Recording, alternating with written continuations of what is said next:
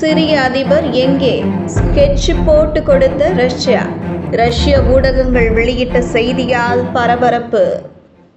சிரியாவை கிளர்ச்சிப்படையான HTS கைப்பற்றியதைத் தொடர்ந்து அதிபர் Bashar al Azad அந்நாட்டை விட்டு வெளியேறினார்.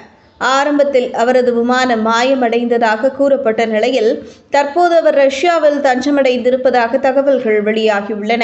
கடந்த ஞாயிற்றுக்கிழமை கிளர்ச்சிப்படை டமாஸ்கஸுக்குள் நுழைந்ததுமே சிரிய அதிபர் பஷார் அல் ஆசாத்தை அங்கிருந்து வெளியேறவும் அதிபர் பதவியிலிருந்து ராஜினாமா செய்து சுமூகமான ஆட்சி மாற்றத்திற்கு வழிவகுக்கவும் ரஷ்யா அறிவுறுத்தியுள்ளது. இதனையடுத்து சிரியாவை விட்டு வெளியேறிய அதிபர் பஷார் அல் ஆசாத் மற்றும் அவரது குடும்பத்தினருக்கு மனிதாபிமான அடிப்படையில் மாஸ்கோவில் தஞ்சமளித்துள்ளதாக ரஷ்யாவைச் சேர்ந்த ஊடகங்கள் செய்தி வெளியிட்டுள்ளன.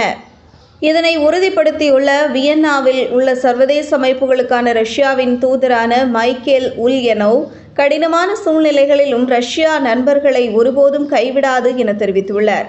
நீண்ட காலமாக நடைபெற்று வந்த உள்நாட்டு போர் முடிவுக்கு வந்துள்ள நிலையில் ஐநா தலைமையில் அரசியல் தீர்வு காண வேண்டும் என ரஷ்யா கோரிக்கை விடுத்துள்ளது.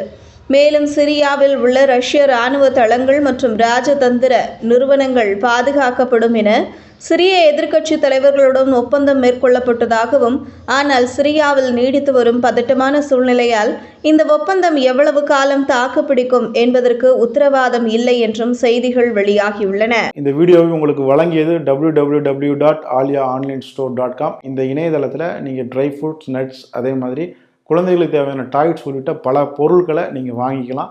ஒரு தடவை இந்த இணையதளத்தை விசிட் பண்ணி பாருங்கள்.